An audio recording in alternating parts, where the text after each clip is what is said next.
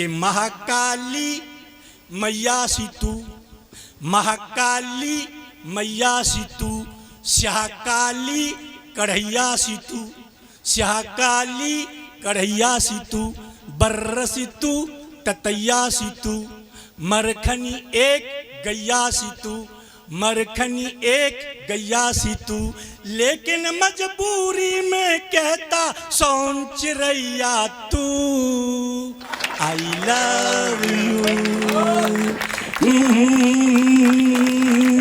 मैं आपको प्रणाम करता हूँ, आपकी मूंछों को प्रणाम करता हूँ, आपकी दाढ़ी को प्रणाम करता हूँ। अच्छा, ये जो मूंछें होती हैं ना दादा, आपकी मूंछें तो बहुत अच्छी होती हैं। मूंछें कई प्रकार की होती हैं, जैसे मुच्छ, जैसे मेरी मुच्छ, और एक होती है गुच्छ मुच्छ, जैसे आपकी गुच्छ मुच्छ।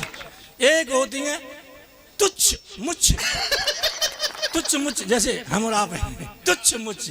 और एक होती है समुच्छ मुच्छ, एक होती है पुच्छ मुच्छ। तो मैं समुच्छ गुच्छ को प्रणाम करता हूँ। ये मूछे टाइम बताती हैं, जैसे मूछे यूँ हूँ सीधे यूँ तो समझ लो 9:15 बज गए। जब मूछे ऐसे हों समझ लो 11:05 हो गई। जब मुझे ऐसे हों 7:35 हो गए।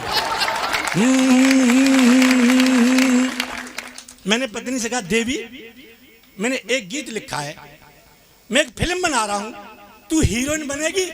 पत्नी बोली हीरोइन बनूंगी, पर बताओ क्या काम करना पड़ेगा। मैंने कुछ नहीं, वो नदी है ना, नदी से घर, और नदी में ठंडे पानी में गर्मी में 3 घंटे खड़ी रहना, तेरी शूटिंग कैमरा वाला करेगा।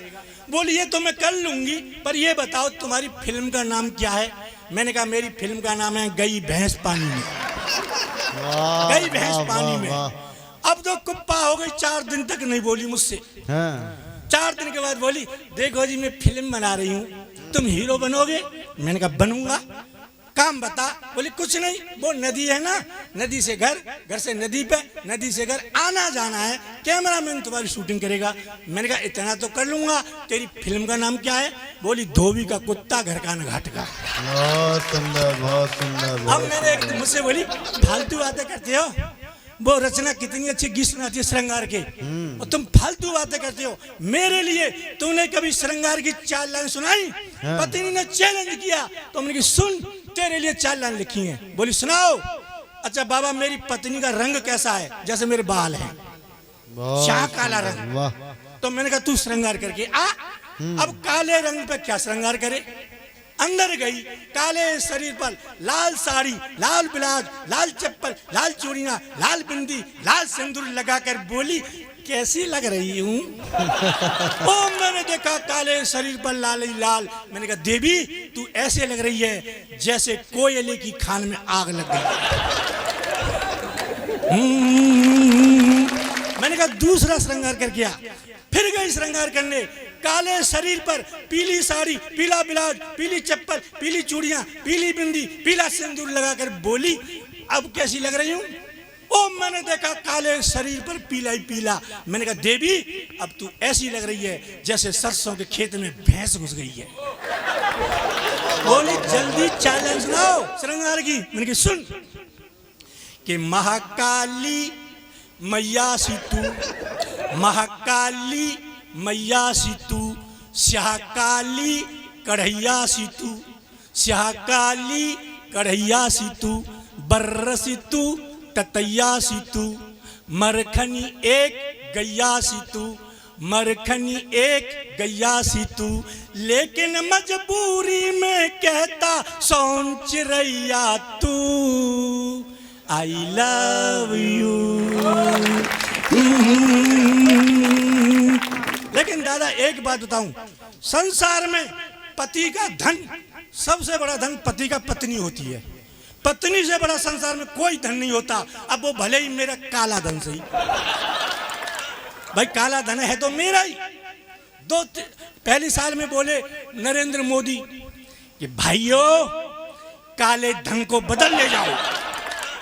मैं अपनी लुगाई को लेके पहुंच गया, बदलो मोदी जी काला धन बदलो। मोदी जी ने मेरी लुगाई को देखा और मोदी जी बोले 50% लगेगा, 50% का नाम सुन के मुझे हंसी आ गई। मोदी जी बोले क्यों हंस रहा है? मैंने कहा मोदी जी 50 साल की है, अब तो 25 साल की लेके जाऊंगा। मुझसे बोली तुम फालतू बातें करते हो, एक अच्छा गीत सुना दो। मैं कि सुन, एक गीत सुनाता हूँ तुझे। तो मैंने पत्नी के सामने गीत किया शुरू। बोली यहाँ मत रैंको। क्यों? हमें तुम्हारा अच्छा नहीं लग रहा है रैंकना। तो मैं गया, ये मुफद्दलाल जी वहाँ रहते थे गांव में, नौजी बाजना। मैं इनके पास गया, बोले कैसे आए? मैंने कहा गीत लिखा है, पत्नी नहीं सुनने देती है। वो कहती है क्यों रैंक रहे हो? मैं तुम्हारे यहाँ गीत की धुन सीखूंगा। ये बोले वो चबूतरा खाली पड़ा है, सीख लो। इनके चबूतरे पर गांव में मैंने गीत किया शुरू।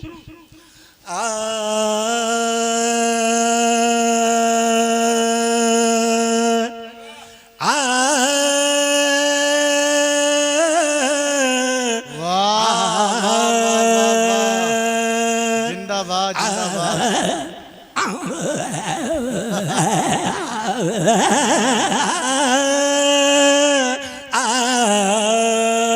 जैसे ही मैंने गीत गाया, इनके मोहल्ले में इनकी एक भैंस बंधी, वो रैंकने लगी। अब मैं चुप, वो भैंसिया बिल्कुल चुप। मैं फिर शुरू, भैंस फिर शुरू। ऐसे ही मुझ में और भैंस में आधा घंटा तक आदान प्रदान होता रहा। मैं चुप, भैंसिया चुप, मैं शुरू, भैंस शुरू। मैंने पड़ोसी से जाकर कहा भाई साहब तुम्हारी भैंस भी क्या चीज है? हम शुरू, तुम्हारी भैंस शुरू, हम चुप, तुम्हारी भैंस चुप। आखिर बात क्या है? तो भैंस वाला बोला भाई साहब ये जो भैंस है ना, तुम्हें अपना पड्डा समझ रही है। मैंने कहा ओए ये मुझे पड्डा नहीं समझ रही। बोले तो क्या समझ रही है? मैंने कहा तेरी भैंस संगीतकार है, जब मैं गाता हूं तो ये संगीत देती है, तो एक बार तुम संगीत दिलवा के दिखाओ। मैंने कहा लक्ष्मीकांत प्यारेलाल से भी अच्छा संगीत दे रही है। बोले दिलवाओ। तो भैंस के सामने मैंने एक गीत गाया। हैरी जहां की प्रीत सदा, मैं गीत वहां के गाता हूँ। भारत का रहने वाला हूँ, भारत की बात सुनाता हूँ। भैंस बोली वाह वाह वाह। मैंने देख ले संगीत दे रही है, और भैंस का पड्डा मेरी तरफ देखे। मुफद्दलाल जी बोले जेऊ संगीत देखो। मैंने देगा दिलवाओ। तो भैंस के पड्डे के सामने मैंने गीत गाया। ये देश है वीर जवानों का, अलबेलों का, मस्तानों का। इस देश का यारों क्या कहना, इस देश का यारों क्या कहना। पड्डा बोला